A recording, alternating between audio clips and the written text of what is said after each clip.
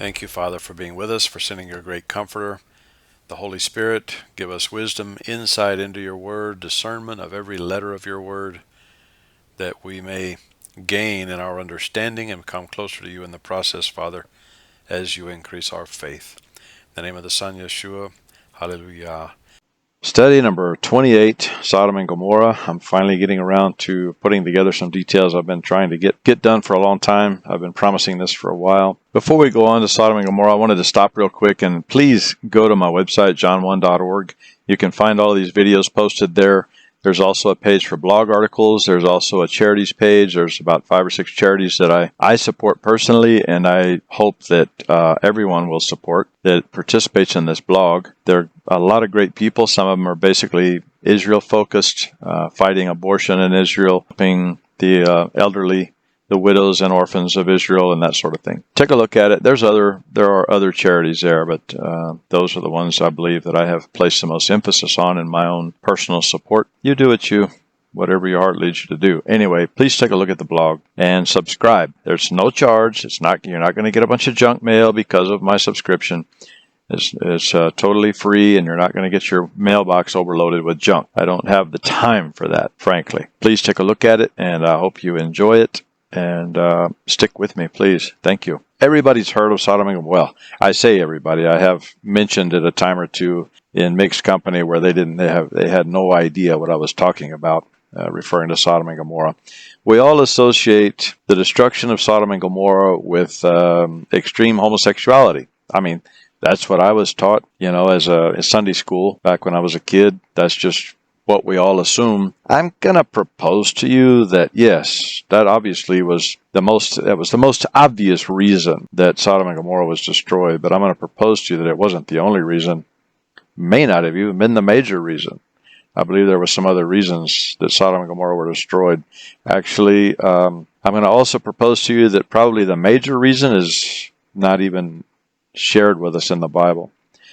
Sodom and Gomorrah was intended to be an example to us of what disobedience to God brings. We know from Scripture that it was the cries of the innocent that drew God's attention. So innocent people were being brutally harmed. I think that was, God took the opportunity to make an example out of it for all time. However, there are other places in the Bible we can find that homosexuality isn't even mentioned as the reason that Sodom and Gomorrah was destroyed. Now, at the same time I say that, I'm not condoning this, the stance of these modern-day churches that want to be woke and accept everybody.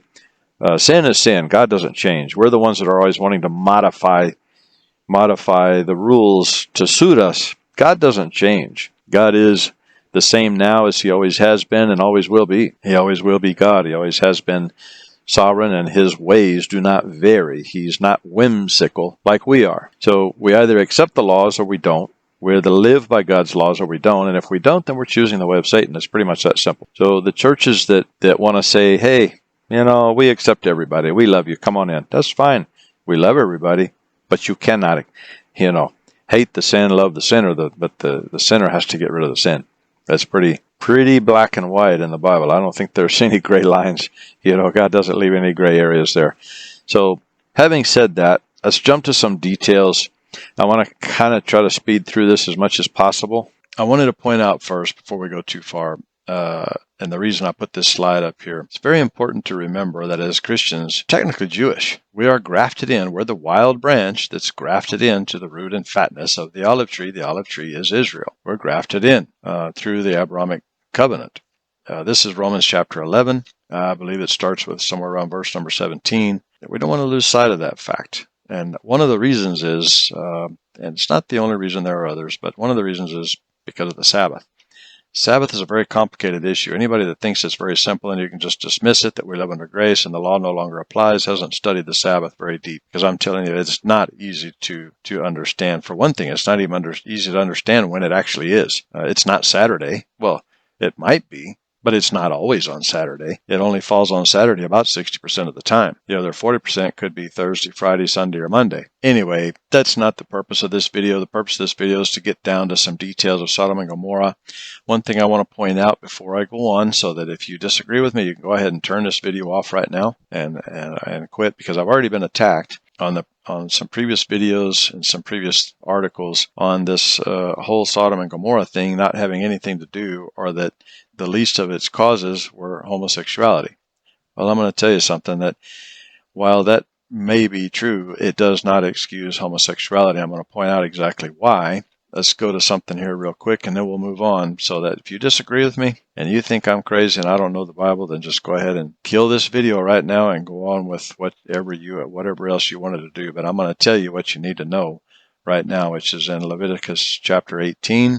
If you want to know how to conduct yourself as a Christian, you need to know what God thinks about what you do.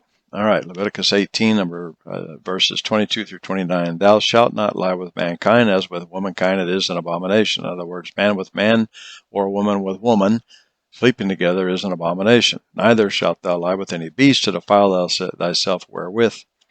Neither shall any woman stand before a beast to lie. So bestiality, all of these are the things that happen in Genesis chapter 6, which spawned the corruption of species. When it says confusion here, these are species that were never meant to cross with another species. If you remember, going all the way back to the beginning of creation, each was after its kind. There was no confusion between species. It's very important to know, because what happened, what we see in the Chimera images of the inside of the Egyptian pyramids and other places around the world, that's exactly what happened. Confusion among species. It is an abomination to God. He will not permit it.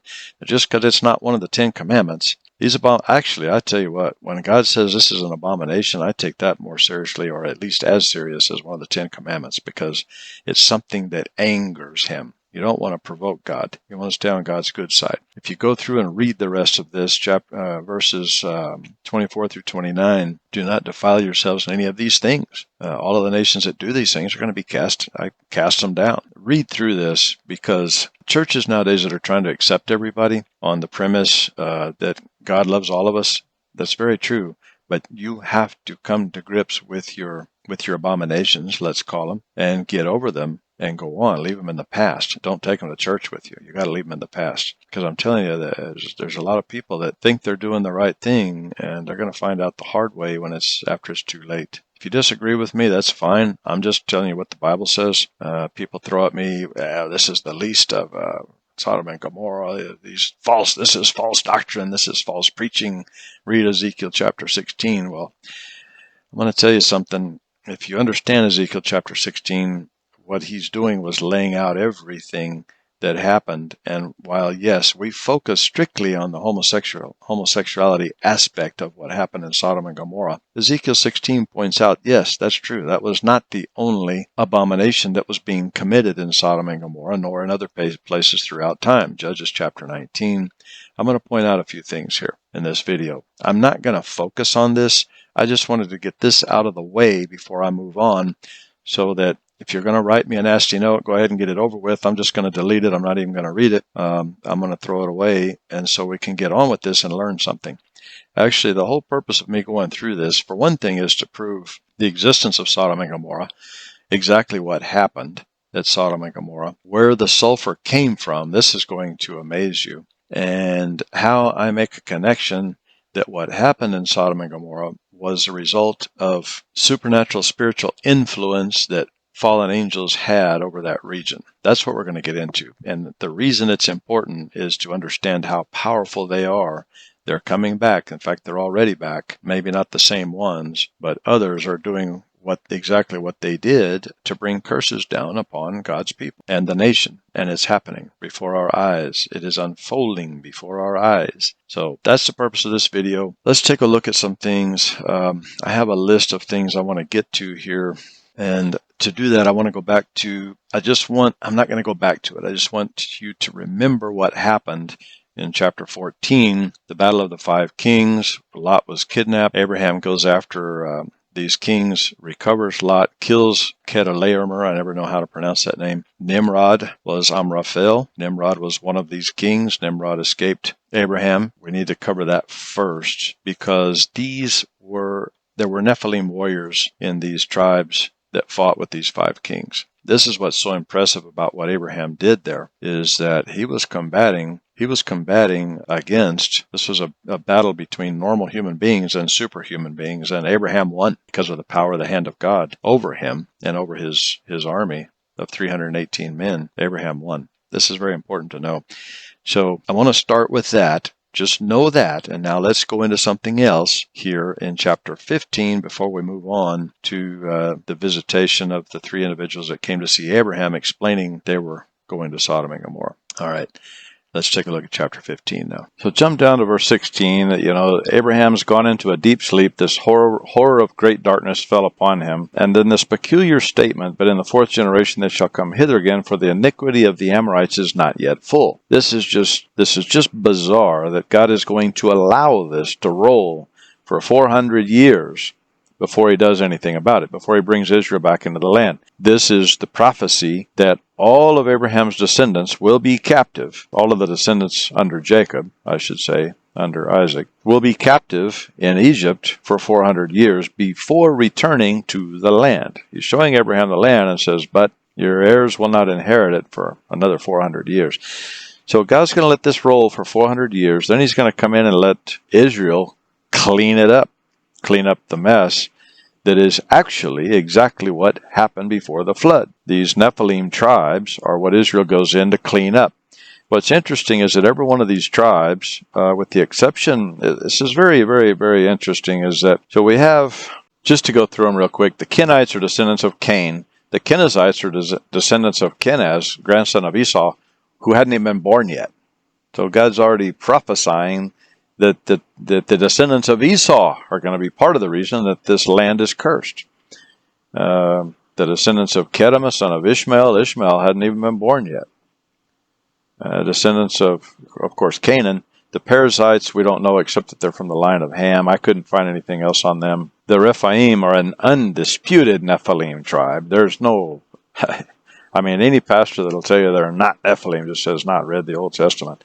The Amorites, of course, this word Amorite comes from the worshippers of Amor. Amor was Dagon, the fish god. This is, in some of the previous videos, if you've watched them, you see that this headdress that the Pope wears actually comes all the way from this ancient time of the Amorites.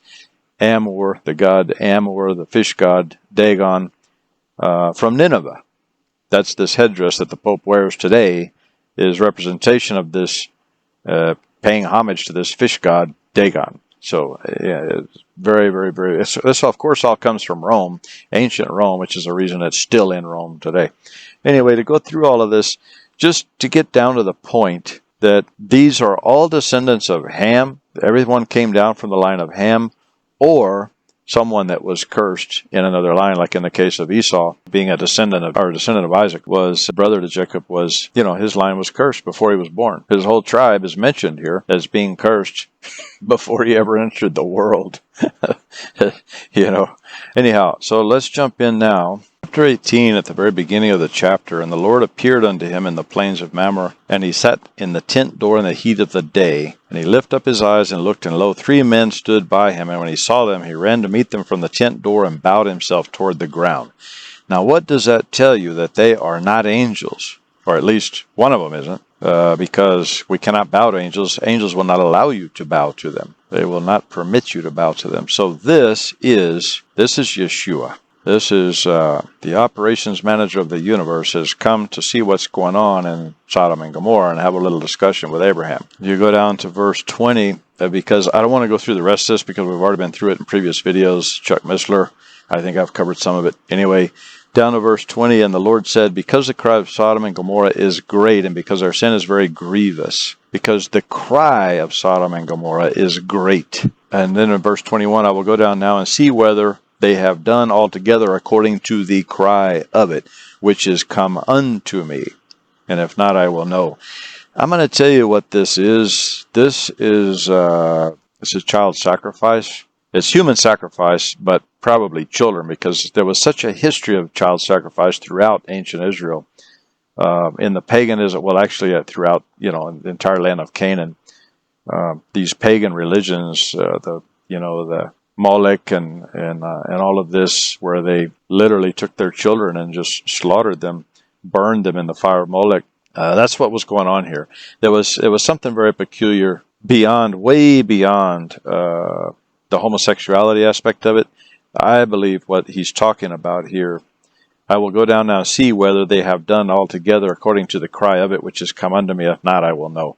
Now, this is another thing that's always bothered me. Here we just got through mentioning that God already named the tribes of the descendants of Esau before they ever existed, that they were going to be one of the cursed tribes of the Amorites in the land. So he knows everything from beginning to end. Why doesn't he know from his throne what is going on here?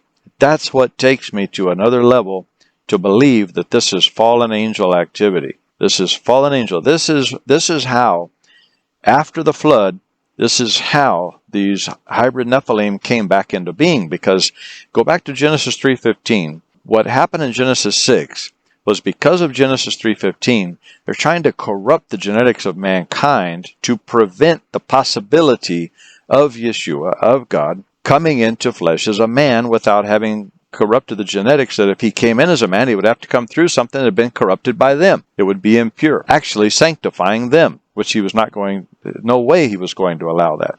That's what this was. Because remember, there's 4 cities. It's not just Sodom and Gomorrah. There's the 5 cities of the plain.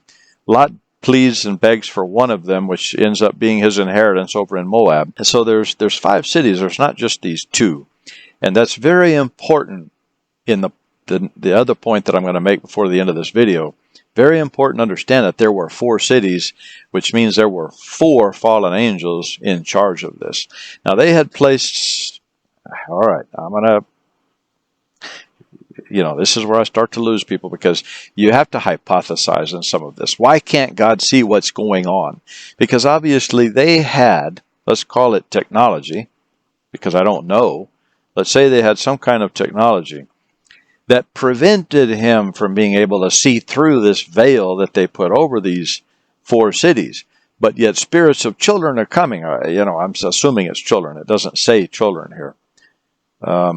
Because the cry of Sodom and Gomorrah is great, because their sin is very grievous, I will go down and see whether they have done altogether according to the cry of it, which has come unto me. That means innocent people are dying. That means there are people that shouldn't be dying, that are going to him, or some report has gone to him that he can't see from where he's at.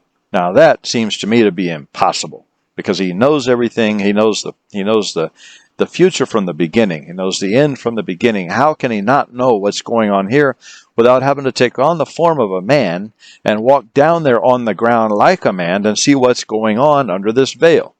This is something that's always bothered me about this story. This is the only way that I can make sense out of it. Disagree with me if you want to.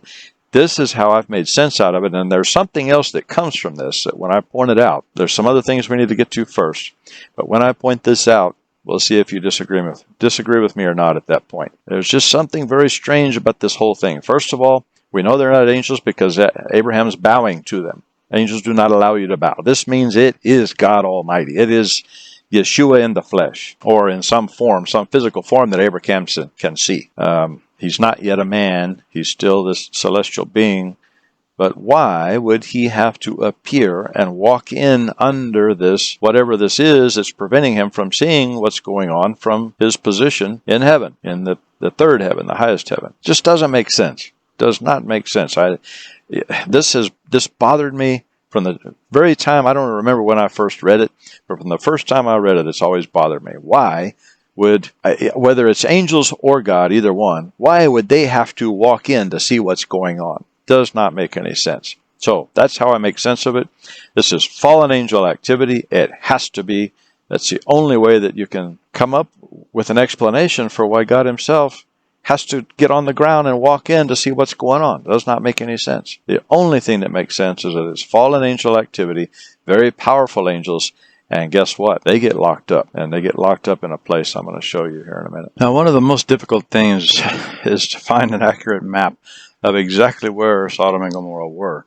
Now keep in mind, just because in Genesis 18 and 19 only mentions Sodom and Gomorrah and Zoar, remember Zoar Lot pleaded for Zoar, said, hey, it's so small and insignificant, leave it alone. That became Lot's inheritance.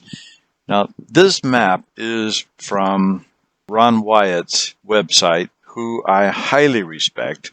I really don't care what people say about him. I think he's very accomplished, and I don't agree with the location of where everybody believes that Noah's Ark is in Turkey. But other than that, I think that Ron Wyatt was a very blessed man. God led him to some amazing discoveries, Sodom and Gomorrah being among them. And he made this map based on actual archaeological evidence. So in my opinion, in my estimation, I believe that Ron Wyatt's opinion is much more valuable than anyone else because he actually did the work. He actually stood on these sites, did his research, did his groundwork, did his homework, and then actually found the locations of these ancient dwelling places that I believe, well, I'll get to in a second here. Let me don't get ahead of myself. But if you look here, you see Sodom and Gomorrah to the south, Admah and Zeboim. Now in chapters 18 and 19, these other two cities are not mentioned, but you will find them in other places in the Bible, and let me show you that real quick. Deuteronomy 29:23, and that the whole land thereof is brimstone and salt and burning, that it is not sown nor beareth, nor any grass groweth therein, like the overthrow of Sodom and Gomorrah, Admah and Zeboim, which the Lord overthrew in his anger and in his wrath. There's another place we'll find it. Hosea chapter 11, verse 8, how shall I give thee up, Ephraim? How shall I deliver thee, Israel? How shall I make thee as Admah? How shall I set thee as Zeboim? My repentings are kindled together. How shall I, in other words, how shall I destroy you as I have Admah and Zeboim?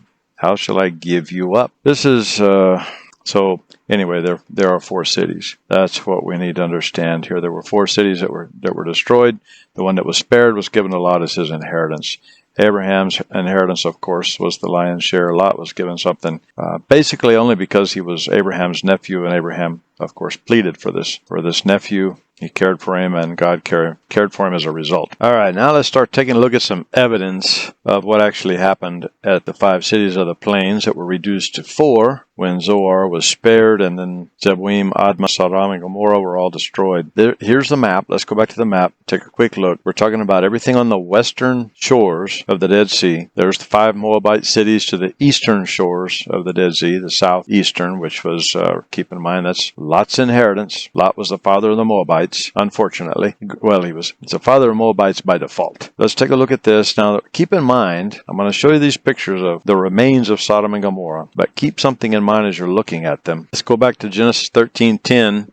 Remember when the herdsman, there's a dispute between the herdsman of Lot and Abraham says, hey, you choose where you want to go. And here in Genesis 13:10, in other words, whatever you don't take, I'll take. You get first pick. You take wherever you want to go. And Lot chose this valley that we're about to look at here, the pictures of Sodom and Gomorrah. Genesis 13:10, and Lot lifted up his eyes and beheld all the plain of Jordan, that it was well watered everywhere before the Lord destroyed Sodom and Gomorrah, even as the garden of the Lord, the Garden of Eden, like the land of Egypt, as thou comest unto Zoar. Wow, okay. Well, this is the drive coming into this area that Ron Wyatt, I believe, there may have been others, but in my mind, he's probably the first archaeologist that really, truly proved the existence of this Sodom and Gomorrah area. This is the area driving in, and the first thing you notice if you're driving in is the background is relatively natural. It's not parched, and everything in the foreground is parched white, and the smell of sulfur everywhere. Those on the right hand side of this first photo here, those pictures are, in this picture you can see the background is relatively dark and the foreground is parched. These are from the Ron Wyatt Museum website. This is driving in the city, and what you begin to notice is this is not natural erosion. You see 90-degree sharp angles and perfect geometry in what has, in other words, this perfect geometry is what's eroded. Look over to the right-hand side of this one. That's a sphinx coming into the city. That was a sphinx, an Egyptian sphinx coming into the city. Here's a better view of it. Of course, it's all eroded, but beyond erosion, this stuff was cooked. It was parched. I'm about to show you what happened. Here's some more in the background, looking from I don't know, maybe it's probably close to a mile away, not quite a mile, 3/4 of a mile away. But you can see that there was definite structures here. As you look closer, take a closer look, and you can see that these are man-made structures. Look at this one, is a perfect rectangle. The one next to it perfectly round. Here, an obvious habitation of some kind. Windows still visible. Another look at those at a different time of day, different light. There was a lot going on here. And the right-hand side of this photo, you can see as well, these were all man-made structures. There were ziggurats. Ron Wyatt found all this stuff. You can go to his website. Go to Ron Wyatt's. You can see a lot more information there on this. But this was a real city. Now that you've seen these pictures, now read this imagine that this was the well-watered, everywhere was well-watered, as was the garden of the Lord. When Lot beheld what was in front of him, this was a magnificent valley full of life, and no life has existed there since. I mean, I bet you couldn't even find a live grasshopper or cricket anywhere in here. This is dead. But the other point that's very interesting to make is that we call it the Dead Sea now. It's the Salt Sea now. But the salt came from the destruction that came upon Sodom and Gomorrah. It was originally a freshwater reservoir, freshwater valley. The whole valley was loaded with fresh water. God sealed off the water, diverted it, I suppose. I don't know, but there's no water there now. The Salt Sea became the Salt Sea, and all of the sin that was in this is in the Dead Sea. There's a lot of significance there. Probably won't dwell on it today.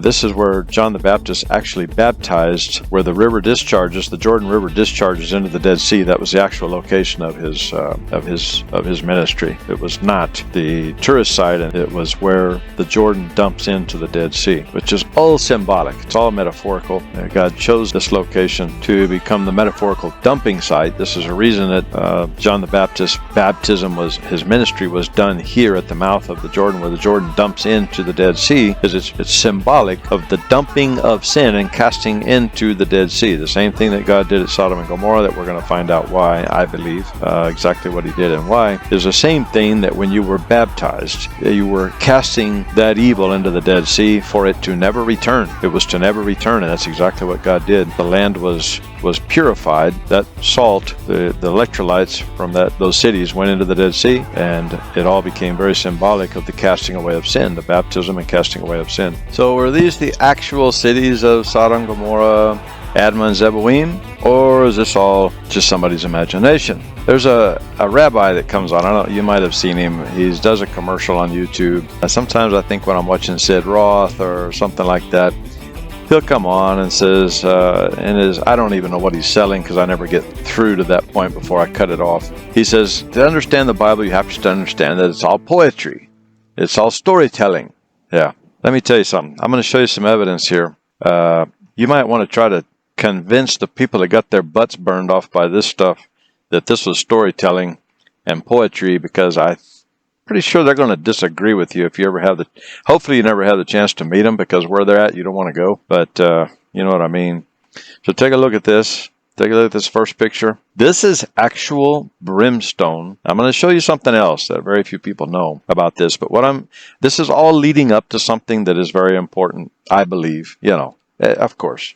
I think things are important that a lot of people they get past the first paragraph and they quit reading, or the first couple minutes of the video, and turn it off because it's just not important to them. I want you to take a look at this, though, because there's some hard evidence here.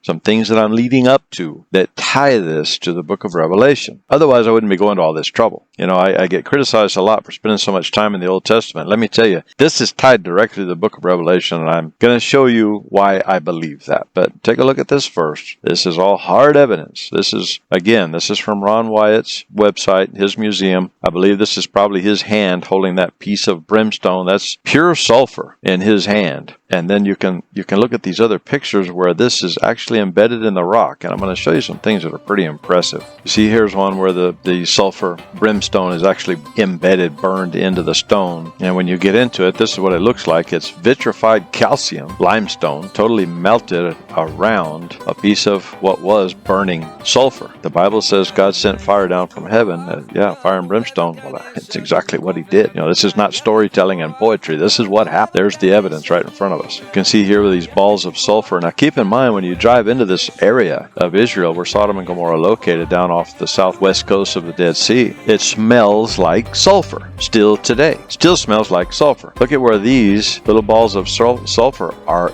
burned into and embedded into the limestone, deep beneath the limestone, which means that everything above that was melting. In fact, those remaining little pieces of sulfur were probably some of the last to fall. Otherwise, it wouldn't be intact. It wouldn't be totally intact still. Look at where this hillside has eroded away the heat that was required. So you see the smooth layers of stone beneath the swirled layers of stone. This was so hot on the surface that it was boiling to create that effect. Now, I can tell you from my foundry experience my background in the casting industry, that this is in the 5,000 degree plus range, and actually for it to be this liquid, probably much more. This is formed like a slag on top of it. It was so liquid. This is probably closer to 6,000 degrees Fahrenheit in order to produce this effect. And you can see here's another one where the swirling effect, not quite as extreme, but much deeper, or at least as deep, where some of this hillside has eroded away and the remains of this molten stone are left behind. This really happened. Whatever people tell you, that Noah's Ark, and these are all some very colorful stories for children, and Adam and Eve and the serpent. Well, number one, if you've watched my videos, you know that the serpent was a seraph. This was a fallen angel. Maybe Lucifer, I don't know, but it was from the order of seraphim. That's where the name serpent comes from. Is from the ser and seraph. That's where the origin of the name serpent comes from, seraph. Anyway, so this is not storytelling. This is not fairy tales. This stuff really happened, and there's a point of God telling us these things. Anyway, I wanted to take a few minutes to show you these pictures, these images of what really happened. Now, take a look at this. This is all very interesting, what we've seen so far. Now, this is where it takes us to a whole new rabbit hole. Check this out. This is we call it spectrographic chemical analysis in the foundry industry. The sulfur content of this brimstone found at Sodom and Gomorrah is considered pure, 98.4%. There were some as low as 95.7, but I believe, this is pure sulfur. This means that it had to have been refined.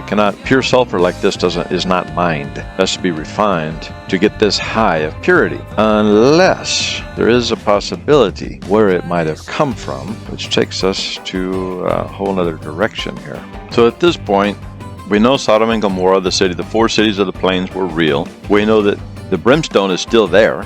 That was real. The burning sulfur is still there. The place still smells like sulfur. And then we have evidence of pure sulfur that must be refined first. Where did it come from? Did God send it from somewhere else in the universe? Somewhere out of the heavens? Did he ship a few loads of brimstone to earth to pelt Sodom and Gomorrah? Or what was going on there? And I came across this article in the process of researching this by phys.org. I'll post the website here so you can look it up. I believe it might be, right up here at the very top of the page is the website. So back in 2014, they published this article. This is Earth Sciences phys.org. Subduction zones reveal sulfur cycle and mineral potential. And what it goes into, I'll just try to make it brief.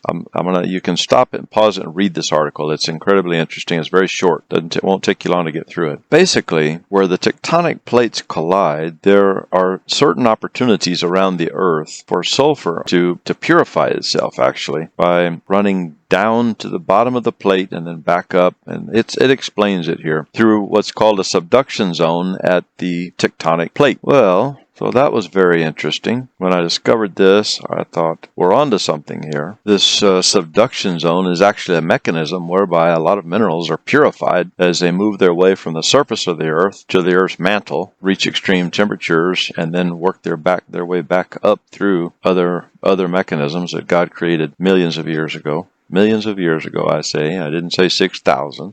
Go back into my videos and look at that. The earth was reformed in Genesis 1:1. He didn't build it in a state of chaos. I don't want to go into all of that. But this is where the sulfur came from, and look where one of these subduction zones just happens to be. So you can get an idea where I'm headed with this. This is a tectonic plate map. Look where the Eurasian plate is, where the African plate is, and then right in between is the Arabian plate. And this is where this subduction zone lies, where this article from this website says that one of these sulfur cycles occurs. And it is, take a look, there's another view just so you can see. This is a threat zone, considered a threat zone everywhere that this tectonic plate is marked like, with the arrows and lines across it. There's another view just so you can get a good idea. I'm trying to make a point here, so I don't want you to think that I've gone too far-fetched. Look at this massive amount of activity that's going on between these plates. There's all kinds of things occurring right here in this area between the northern portion of the African plate, southern portion of the Eurasian plate, and the Eurasian and then the Arabian plate in the middle. There's a lot going on. And I've marked here on the left-hand side of of the map, that is the Dead Sea fault zone that ties into, it's right there directly in between the African and the Arabian plate, and then slightly to the northeast of that and east is the Tigris River, directly on top of all of these zones and all of this that's going on right here. The Euphrates runs right over the top of it. Here's another view. Again, just for reference, take a look at where this Zagros line is up at the top of the map. This is the area of subduction. So you can see where the Arabian plate line is, Persian Gulf, the Tigris and the Euphrates are running down into the Persian Gulf. And then right here, again, just for clarity, you see where Israel is, kind of left of center of the map. That's the Dead Sea at that southern portion where it says Israel. That's the Dead Sea fault line, the fault line between the African, Arabian, and then this Arabian plate where it makes that turn into the Eurasian plate. The Dead Sea runs right directly above that fault line. It's at the top of the fault line, and then to the east of that is the Euphrates River, where that line says convergence. Circled right there, the Dead Sea is in that circle. Where that red line is under convergence, that's the Euphrates River, and Babylon is directly in the middle of all of this too. So directly above this sulfur cycle subduction zone, as I pointed out from this Earth Sciences article, Phys.org, is there's a lot going on right here. Now, where is all this leading to? In Revelation chapter 9, we're at the end of the first woe. The abyss is released. Demons are released with the opening of the abyssal. And there's this peculiar verse here. This is the beginning of the second woe, end of the first and beginning of the second, saying and the sixth angel sounded, and I heard a voice from the four horns of the golden altar which is before God, saying to the sixth angel which had the trumpet, loose the four angels which are bound in the great river Euphrates. And the four angels were loosed, which were prepared for an hour, and a day, and a month, and a year, for to slay 1/3 of men. And the number of the army of the horsemen were 200,000. I heard the number of them. That's 200 million demons are released at the beginning of the second woe to slay 1/3 of mankind. But what's interesting, angels, and these angels are given a great amount of evil power, or is it that they already had this power and had been restrained? These angels are locked up underneath the Euphrates River, but what this also alludes to is that the mouth, or somewhere, this is a doorway of some kind to the abyssal. And that doorway of the abyssal, right at the Euphrates River, where that fault line runs, and that subduction zone of the Arabian plate going beneath the Eurasian plate, where this sulfur cycle occurs, is where they are locked up. This is a doorway. This is a doorway to the abyssal. And these four angels have been locked up there. Now, so here's the question. We got to put all these little pieces together. I guess you've probably figured out by now what I'm getting at. These four angels appear out of nowhere, but there were also four cities of the plains of Jordan, Sodom and Gomorrah, Admah and Zeboim, that were destroyed. And the way that I look at this is, let me show you something here that points to the fact that these angels were fallen angels, which were over. Each one of these four angels was over one of those four cities. They were trying to restart what happened back in Genesis 6, trying to prevent the arrival of the Messiah by contaminating the seed of mankind. That's why in these battles of the five kings, we see all these Nephilim tribes, and while these Nephilim tribes are named in Abraham's dream when God warns him that his people will be enslaved for 400 years, and that the iniquity of the Amorites had not yet reached its full measure, those 400 years, the land of Canaan would be occupied by Nephilim tribes. And where did those Nephilim tribes come from? Was right here. These four angels that were over the four cities of the plains, and keep in mind that this was it was as the Garden of God. It was as the Garden of Eden before this happened. So the Dead Sea became the Dead Sea as a result of this. This was a lush, fertile plain filled with fresh water that became the Dead Sea because of this event. These four angels, one of each of these four, was over one of each of the four cities, and because of whatever power that they possess, whether it be something that they physically possess or some technology that they possessed or had access to, that was the reason the angels came to Abraham and had to walk under this shroud to see what was the cause of these cries that were reaching the throne of God. Had to be the cries of the innocent, but there also had to be that there were no innocent people left in Sodom and Gomorrah. They were all being sacrificed. They were all human sacrifices. This is the reason that everything was destroyed except for Lot and his 2 daughters. The only people that escaped alive. Everyone else was destroyed because either one of 2 things. Either they had been sacrificed or they had been genetically corrupted as the rest of the Nephilim, because that's what they were doing there. This is a whole nother Genesis 6 event that started after the flood that explains where all these Nephilim came from. What is the mystery behind all these Nephilim? Well, here's these 4 angels that are locked up under the Euphrates, which apparently is a gateway into the abyssal, and is where this sulfur came from that destroyed Sodom and Gomorrah. Each one of these angels was over one of those 4 cities. It's the only thing that makes sense, because these 4 angels appear from nowhere. There happens to be 4 cities, and there happens to also be this sulfur subduction zone right under the Euphrates where they're locked up. All these pieces fit together. I hope you agree with me, but you don't have to agree with me, but you have to admit that there is a great deal of circumstantial evidence here pointing to the fact that these 4 angels that are locked up under the Euphrates were 4 fallen angels that were also entities over the 4 cities of the plains of Jordan, where the Dead Sea is today. Now, there's one more little piece of evidence that points to this, that helps support my case, and let me show you real quick. It'll only take a second.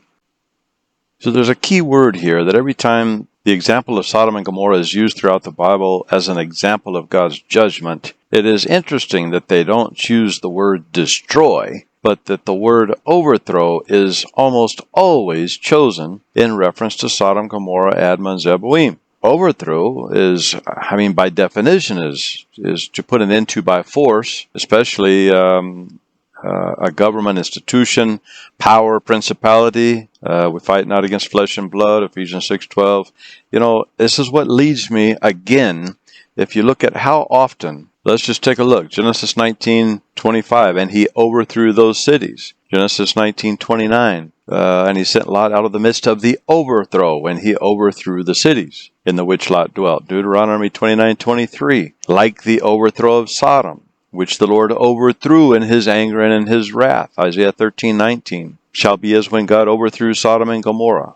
Lamentations 4:6, which was overthrown as in a moment. Amos 4:11, I have overthrown some of you.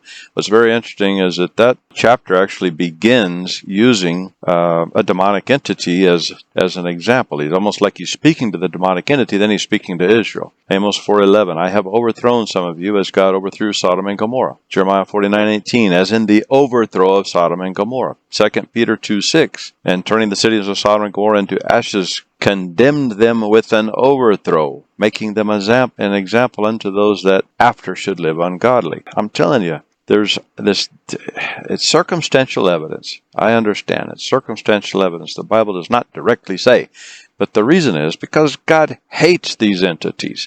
He doesn't want to discuss them. He wants to make an example to us of what happens when we behave as they behave. They were overthrown. These fallen angel entities, this was a rise against God, and God overthrew them. They were rising up against the Most High God, trying to prevent the return, just as they did in Genesis chapter 6. They're trying to prevent the coming of the Messiah in the form of a man promised in Genesis 3:15. They're trying to prevent his arrival as a man that would give all of us power over Satan's kingdom and demons by his authority. This is what they were trying to do. They were trying to stop this from happening by corrupting, contaminating the seed of mankind, just as they did in Genesis chapter 6. That's what was going on here. I've got a little bit more I want to point out. They're trying to bring all of this to the point. Let's go to Revelation 9:14 again, saying to the 6th angel which had the trumpet, loose the 4 angels which are bound in the great river Euphrates. And then let's jump to Revelation 16:12. And the 6th angel poured out his vial on the great river Euphrates, and the water thereof was dried up, that the way of the kings of the east might be prepared. Now, one thing we have to understand when reading Revelation, and I don't want to get into a dissertation of Revelation because that's very difficult to understand. Maybe someday I'll be able to articulate it in a way that you can understand it. But anyway, one thing we have to understand about the book of Revelation, it is not written in a linear way. It is what's considered in literature a chiastic structure. Think of Abba, Father, for example, A, B, B, A. You have the A, B, and then the B, A being a mirror image in the future of the A, B, so to speak. But in chiastic literature, there's normally an idea inserted in the middle between the A, B, and the B, A, for example. I know that's confusing, but it is the way that the book of Revelation is written. It is not linear. It doesn't go from beginning to end. It is a mirror image of past and future, overlooking the past. So here's a better way to look at it. Let me put this slide up here. This has helped me, looking at it this way, this has helped me understand the book of Revelation much better. If we break it down into 3 sections of the historical half and 3 sections of the eschatological half, being past and future, with the idea, the woman and the dragon, chapter 12 inserted in the middle. This will help you when you're reading up Revelation in this context, will help you tremendously to understand it. But for the point that I'm trying to make here, let's look at this as being a command and then an action. Because this is, both of these verses, Revelation 9:14 and 16:12, are both speaking to the 6th angel, or either speaking to the 6th angel or telling you what the 6th angel is going to do. In the case of 9:14, the 6th angel is loosing the 4 fallen angels, which are bound under the river Euphrates. And then in 16:12, then the angel poured out his vial upon the great river Euphrates. So there is one precedes the other in the same context. I hope I'm making sense. So why is this important? And the 6th angel poured out his vial upon the great river Euphrates, and the water thereof was dried up, that the way of the kings of the east might be prepared. Where are we today? Pick your headline, but you can find plenty of these articles on the internet about how the Euphrates and Tigris rivers have been drying up since about 2009. Here's an article from the UK Independent, another one from Courthouse News Service. These are, you can get online and find dozens of them that talk about how the crisis is intensifying around the drying up of the Euphrates, also the Tigris, but of course the Tigris isn't mentioned in Revelation. So does this mean that we're already that deep into the book of Revelation? No, I don't think so. But God's timing for the very last days of this age have begun. I mean, I think that's the obvious conclusion that we can reach in all of this, is that it's just one more sign of the times that the end of the age is near, very near, very, very near. I mean, if you lived in the time of Israel and said, how could of ancient Israel, you say, how could the Euphrates River dry up? You know, this is probably incomprehensible to people of that era, but yet here it is in front of us. It is drying up. It's almost gone. There's a lot more to this I want to get to. Let me jump now to something very, very, very strange. When I first began this research of how the sulfur probably came from this subduction zone, I believe that God opened up the earth, extracted the sulfur from 60 kilometers below the earth at the base of the tectonic plates below the Euphrates River, where the Arabian plates collide, did this thing over Sodom and Gomorrah, and then imprisoned the angels back where he pulled the sulfur from, is what I believe, and then closed the earth back up.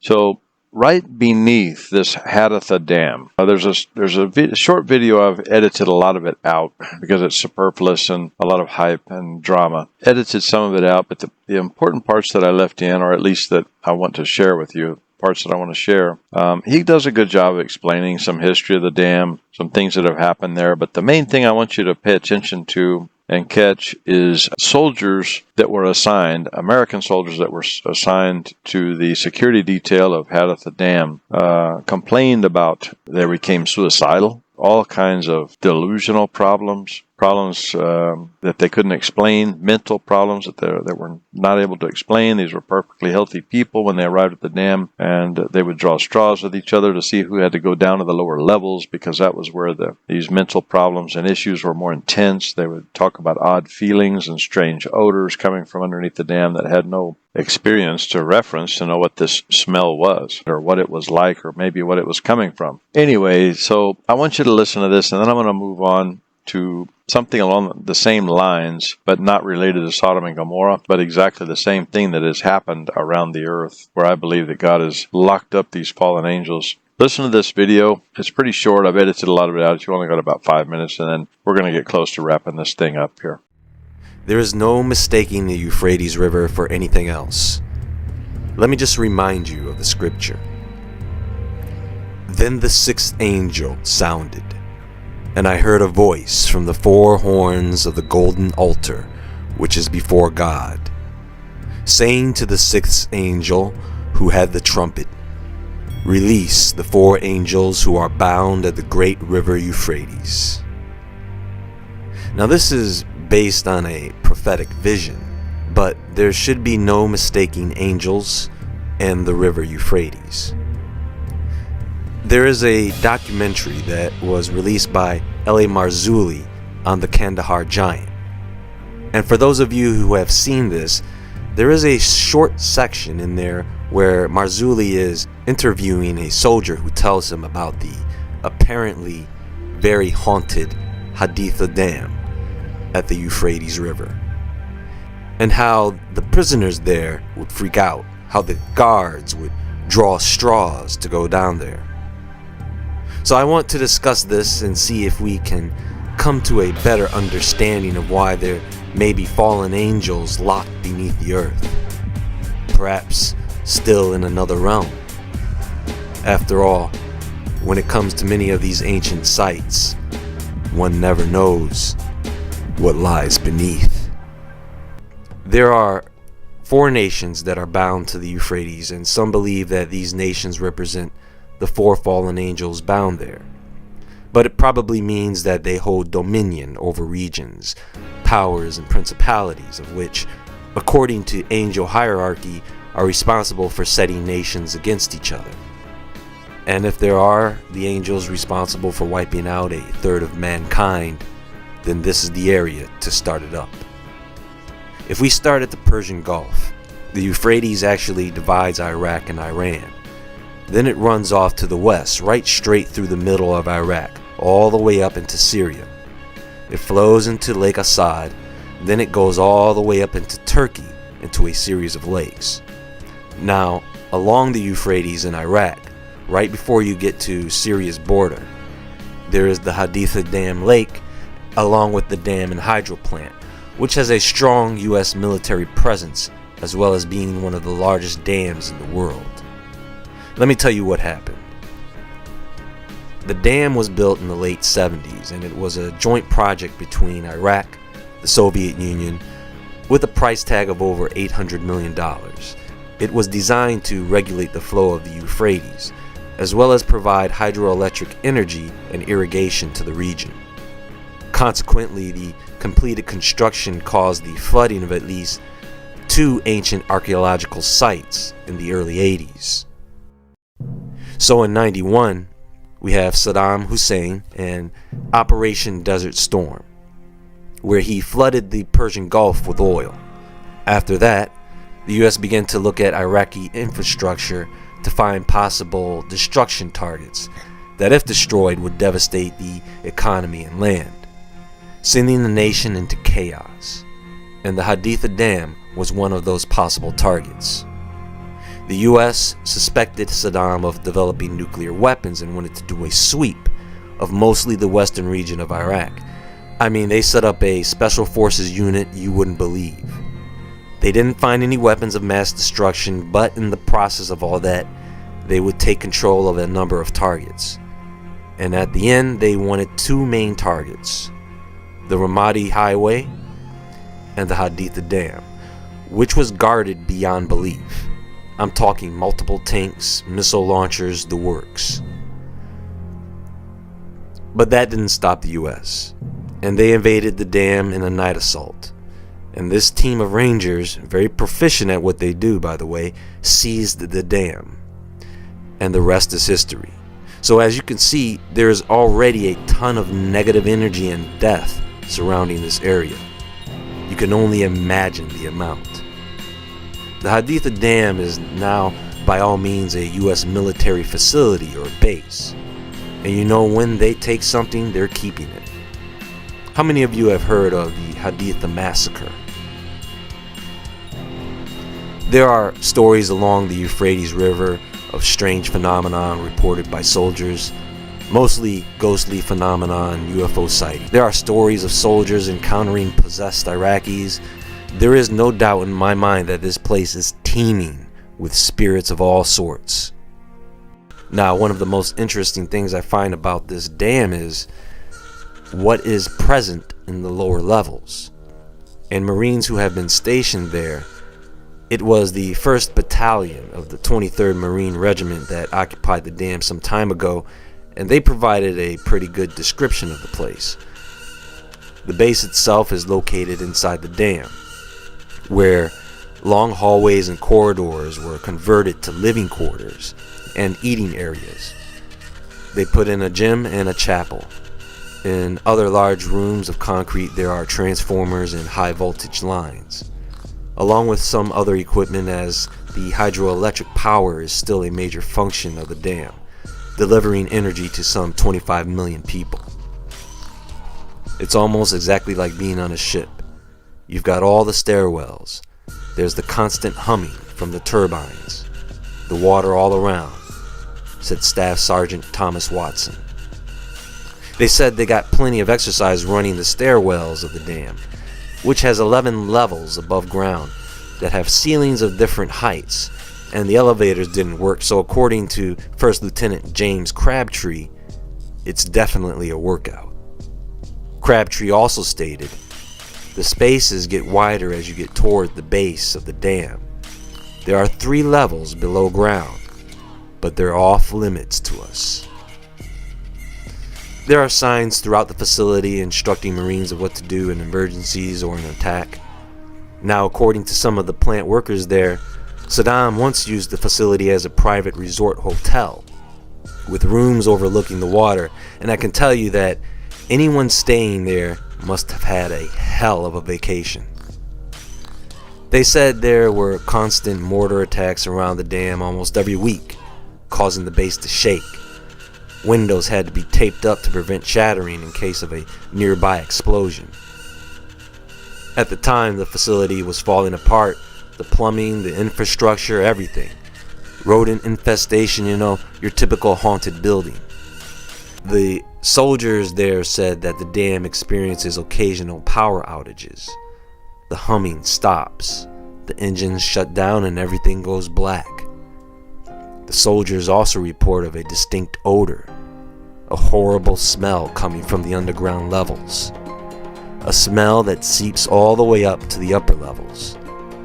They have never been able to figure out what the smell is, but like most of the Marines who were stationed there, they have a pretty good idea, stating, "We're living right on top of the gates of hell." Chuck Missler said it best when he said if we made God small enough to fit in the mind of man, he would be too small to be a God. I believe that God can do whatever he wants to do. He's capable of anything. After everything I've researched and shared with you here, makes the most sense that he opened up the earth at this sulfur cycle subduction zone and threw the sulfur down. If you look at the way this wraps around the Dead Sea, there's a fault line that runs right under the Dead Sea, comes around the Mediterranean, and then there's a convergence, as shown in this map, where the earth opened up, and these 4 angels that were over those 4 cities of the plains of Jordan, Sodom, Gomorrah, Zeboim, and Admah, they were cast into this sulfur subduction zone. So if that's where they are, and just like the Bible says, release the 4 angels that are bound beneath the Euphrates. If we look around the world, this is actually happening all over the world. Rivers are drying up. The earth is opening up in various strange places. If we look around, we have to remember that this began in the book of Enoch, that no one wants to read because it's not part of the Bible. I believe it should be part of the Bible. I think it's been omitted by design as part of a massive conspiracy, because it's the first place that the Son of Man is prophesied, is in the book of Enoch. There's too many conspiracies surrounding it. It was the one book that disappeared with the Dead Sea Scrolls. A buyer sucked it up for $1 million, and it's somewhere beneath the Vatican today. The book of Enoch contains a lot, and it tells the story of where these angels rose in this rebellion against God on Mount Hermon. In chapter 10, tells about the episode of the leader of the fallen angels. I won't mention his name, where the leader of the fallen angels was cast into a place called Duda-El. If you do the etymology on that, Strong's Concordance, and translate it, and I believe that that's probably this top of Mount Hermon, because Yeshua himself, remember that at the very base of Mount Hermon, Yeshua himself, let's read that verse. Remember that Mount Hermon was also the point of the Transfiguration. People say it's Mount Tabor, but that makes no sense. Would have had to have been Mount Hermon. And then also right here at the base of Mount Hermon at Caesarea Philippi, when Yeshua begins his ministry, leaving Galilee, going to Jerusalem, and he tells Peter, this is in Matthew 16:18, and I say also unto thee that thou art Peter, and upon this rock I will build my church, and the gates of hell shall not prevail against it, right in front of this cave that was considered a doorway to hell, a doorway to Hades, and all kinds of pagan worship around that cave. I believe that the earth contains, God has opened up and closed and contains a number of fallen angels around the world, and I believe they are, just as the Euphrates is drying up, there are places opening up. Let's look at a few possibilities of where some of these places may be around the earth before we wrap up this study. Well, this has been happening in Arizona for a few years now. Why Arizona? What would be the significance? Well, if you go back to the days of the Indians, we have Nephilim recorded, Nephilim being the hybrid between fallen angels and humans. We have recordings of Nephilim existing in these areas, so there was fallen angel activity here. We know that the Indians worshipped all these strange gods, the sky gods, the sky people that came from the sky. This is all over the earth, but here in Arizona, of course, was highly active place for these extraterrestrials that came and went and spent time with the Indians. So, this is one place, but there are locations like this all over the world where I believe the same thing happened. The earth was opened up, they were cast into Hades, and that where Yeshua stood at the gate of Hades there at the base of Mount Hermon, that's got to be a major gateway to and from Hades, must be at the center of the earth. Take a look at some of these slides of what is happening simultaneously around the world, which I believe is tied directly to the drying up of the Euphrates. The earth is going through its final phase of this age, we're about to end this age and enter into the tribulation period, where it's not only the 4 angels under the Euphrates, every angel that's locked up under the earth is going to be released for those 7 years. This is why I think the reason that so many people have difficulty with understanding the rapture and why it has to happen before the tribulation is that the wrath of the Lamb is not angry with his bride. He's angry. The wrath of the Lamb is for everyone who is not part of the bride. And those who wake up and realize what's happening, there will be a second rapture at the end of the tribulation where they are rescued from the 4 corners of the earth. But the first rapture happens in the air. It is not the second coming, but it is to rescue the bride from the wrath of the Lamb that is coming. And what we're witnessing here is the earth cracks up, the Euphrates dries up, the 4 angels are going to be released from below the Euphrates. This is the end of the age. We are going to be rescued. I hope that I'm included. I hope I'm invited to the wedding. But those who are considered the bride of the Lamb will be rescued from the wrath of the Lamb. Doesn't make any sense that the bride would have to endure the wrath of the Lamb. The wrath of the Lamb is a 7-year tribulation. The bride will be excluded from that wrath. The drying up of the Euphrates began around the late 2008, 2009 time period. The rest of these cracks in the earth are appearing since that time. This is no coincidence.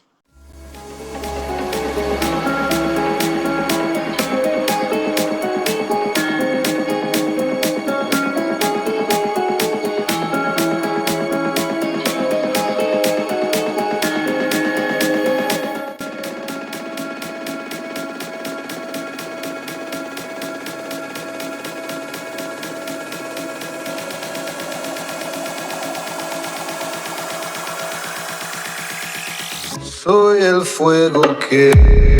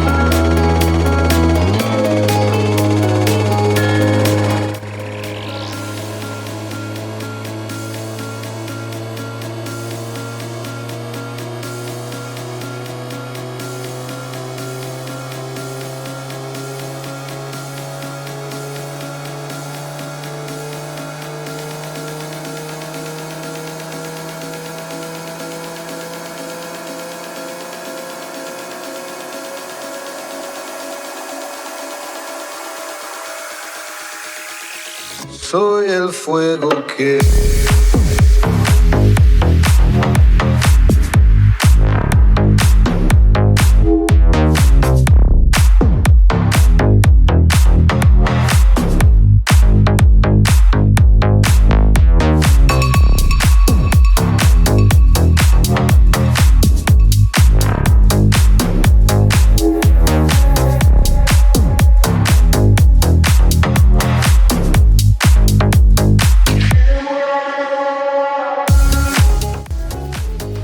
So you get the idea. The well-watered plains of Jordan that were as the garden of God became the four cities where these fallen angels tried to re-kickstart what they did back at their agreement in Mount Hermon, where the plan was to corrupt the seed of mankind to prevent the Messiah from being able to come in as a man and override their authority, having mankind having authority over them. They tried to thwart God's plan of the Messiah, prophesied in Genesis 3:15. The ones that were involved in this obvious, very high crime in the eyes of the Most High God were locked up and are still locked up, but the earth is being opened up for their release. That's what's happening.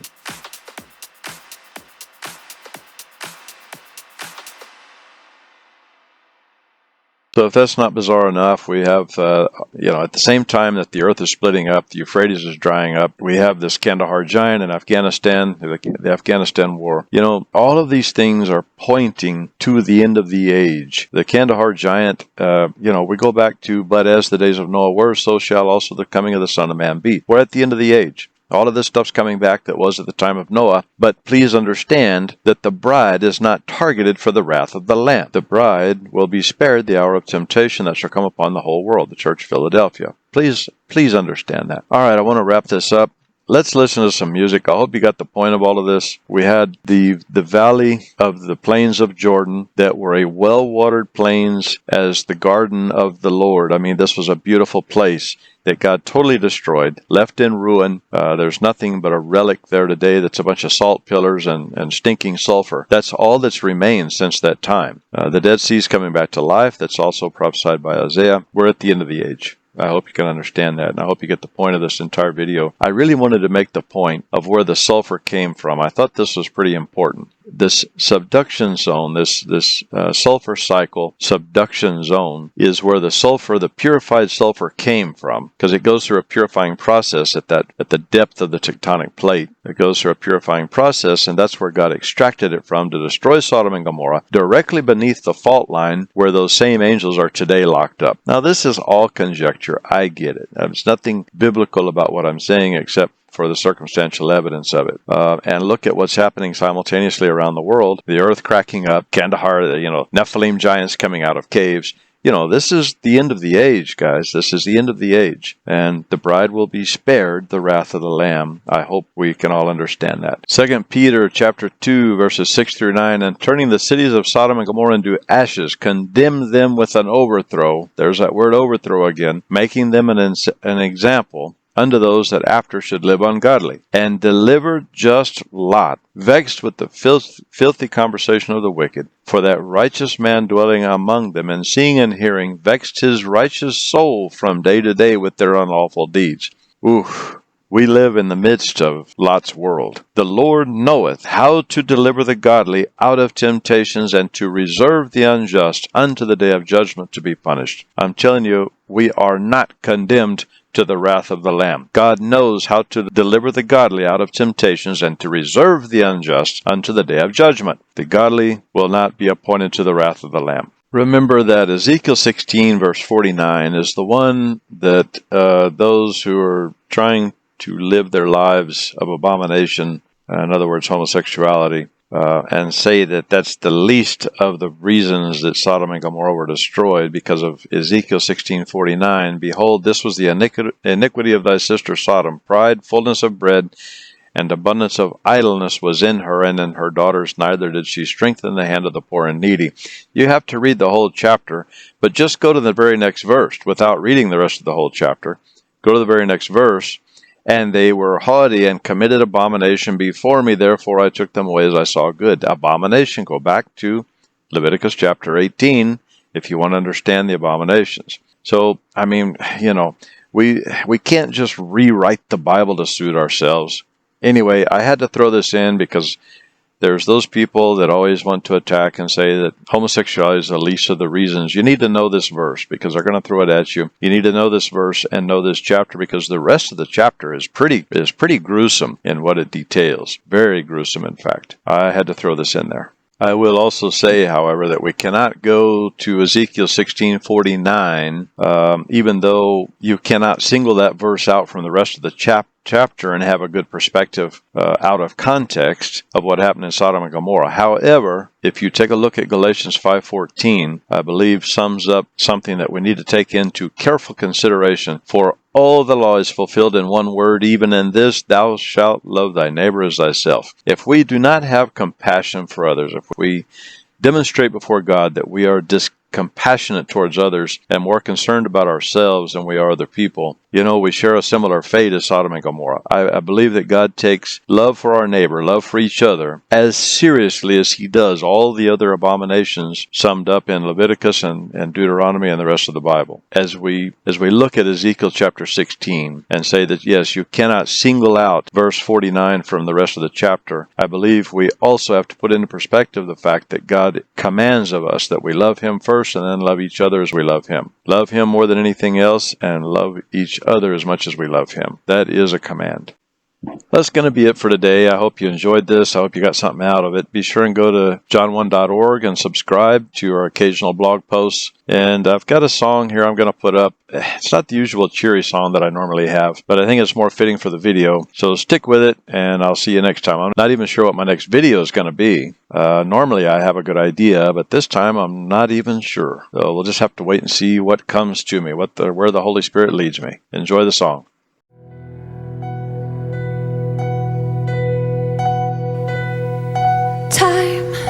Time is ticking by, and I can feel an explosion inside. And time is ticking by, and I can feel an explosion inside. As in the days of Noah, as in the days of Noah, they'll be drinking, marrying, laughing, as in the days of Noah. What a fool, they say, to build a boat on sand. What a fool, they say. It's never rained before. It's never rained before. It's never rained before. As in the days of Noah, so it will be in the coming of the Son of Man. And what a fool, they say, to fast and pray. And what a fool, they say, come on, it's been 2,000 years. Do you really think that he's coming? Come on, let's just get real. But remember this first, that many, many, many scoffers will come. And when the rain starts falling, it's too late. It's too late. And when the rain starts falling, it's too late. It's too late. As in the days of Noah, it's never rained before. It's never rained before. It's never rained before. It's never rained before. But one day, 2 days, 3 days gone by, and time is ticking by, and I can feel an explosion inside. People get ready, Jesus is coming. And many, many, many, many scoffers will rise in that day, and they'll say, it's never rained before.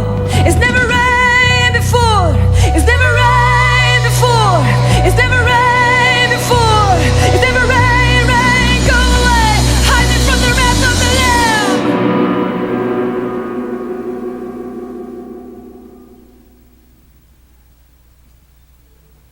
'Cause when the rain starts falling, it's too late.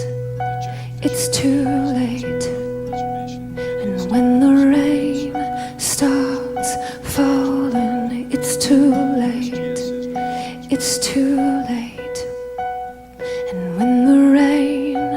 starts falling, it's too late. It's too late. And when the rain starts falling, it's too late. It's too late. And when the rain starts falling, it's too late.